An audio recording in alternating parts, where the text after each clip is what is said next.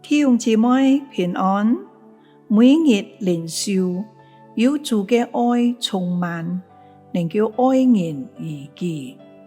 今日愛讀嘅經文係羅馬書12章20節，所以你的仇敵若餓了，就給他吃；若渴了，就給他喝，因為你這樣行，就是把炭火堆在他的頭上。小故事就講到布條、機仔、錘仔齊集在一起，商量兩邊樣來對付一嚿鐵。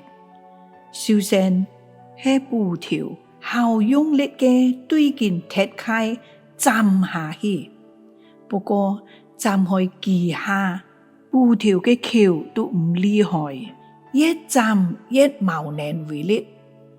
接近機仔就用佢好利嘅機，在鐵塊上面來回嘅機，冇結構，機嘅牙、彈嘅彈、鉸嘅鉸，也冇辦法對付佢。然後輪到錘仔，佢都小勁嘅向鐵塊一錘一錘嘅打下去，聲音準到耳嘅都愛聾。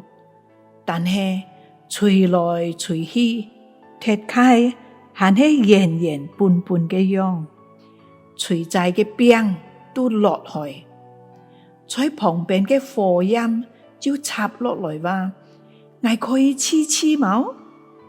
大家都好強看嘅，愛火就唔生唔響嘅攀繞緊愛舊鐵，唔停嘅在一當燒。在熱力之下，溫舊鐵漸漸嘅就燒到紅紅，就融化去。我就來默想，一隻老鐵硬嘅心，用兇惡嘅話，老強硬嘅武力係冇果效嘅。唯有愛能夠使其融化，用愛來對待仇敵，能夠使佢嘅心並日嘅愛融化。我就來禱告，親愛嘅天父，你就是愛，感謝你先愛我哋，感謝你嘅愛充滿我哋，愛就是力量，改變我哋嘅生命。因為有愛，我哋能夠彼此相愛，善待眾人，甚至愛我哋嘅仇敵。求聖靈幫助我哋，向世界發出愛，讓我哋成為別人嘅祝福。禱告係奉主耶穌基督嘅名，阿們。